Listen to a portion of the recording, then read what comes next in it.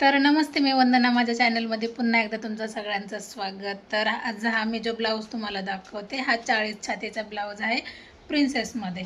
तर आपण हा शिवल्याच्या नंतर किती व्यवस्थित झाला आहे बघू शकतात. हा 3 पीसमध्ये नाही, आपण प्रिन्सेस कटमध्ये शिवला आहे. म्हणजे 3 पीस म्हणजे क्रॉस पट्टी जर आली तर 3 पीस म्हणलं जातं आणि हा बिना क्रॉस पट्टीचा आहे. तर याची फिटिंग पण पाहू शकतात, कारण याला जॉईंट आलं आहे. जॉईंट जरी आला तरी पण आपल्या मोंड्यामध्ये एकदम व्यवस्थित बसतं. हा जो काठ आहे याच्यामध्ये आपण हा जे बसवला आहे तर हा जॉईंट आहे, तरी पण आपली फिटिंग मोंड्यामध्ये एकदम परफेक्ट आहे. कुठंही कमी जास्त अजिबात नाही. तर हा जवळजवळ 40 छातीचा हा ब्लाऊज आहे.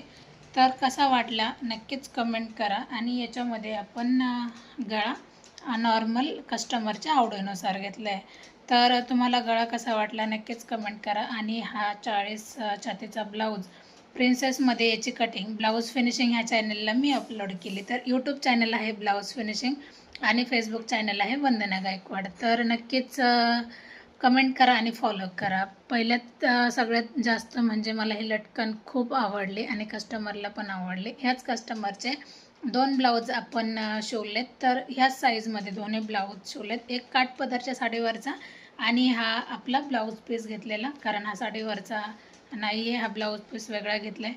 तर तुम्हाला कसा वाटला शिवल्याच्या नंतर कमेंट करा. छोटा ब्लाऊज असू द्या किंवा मोठा ब्लाऊज असू द्या, फिनिशिंग एकदम व्यवस्थित येणार आणि कुठंही कमी जास्त काहीच नाही. तर तुम्हाला स्टिचिंग व्हिडिओ पाहिजे असतील तर कमेंट करा, कारण सगळ्यात जास्त स्टिचिंग व्हिडिओला मेहनत असते.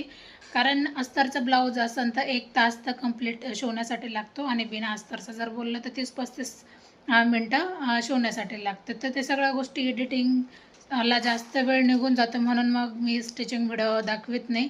आणि तेवढा वेळ पण नसतो, दुकानात भरपूर सारी गर्दी असते. तर अशा पद्धतीने हा ब्लाऊज झाला आहे. तुम्हाला कसा वाटला नक्कीच कमेंट करा. आणि जे मी काम केलं नक्कीच दाखवण्याचा प्रयत्न करेन. जे मी अगोदरपासून सांगते, जे मी काम दाखवते ते कस्टमरच्या कामावर दाखवते. तर तुम्हाला ब्लाऊज कटिंग आणि स्टिचिंग कशी वाटते ती पण कमेंट करून सांगा. तर पुन्हा भेटू आपण चांगल्या आणि नवीन व्हिडिओमध्ये. तोपर्यंत नमस्ते.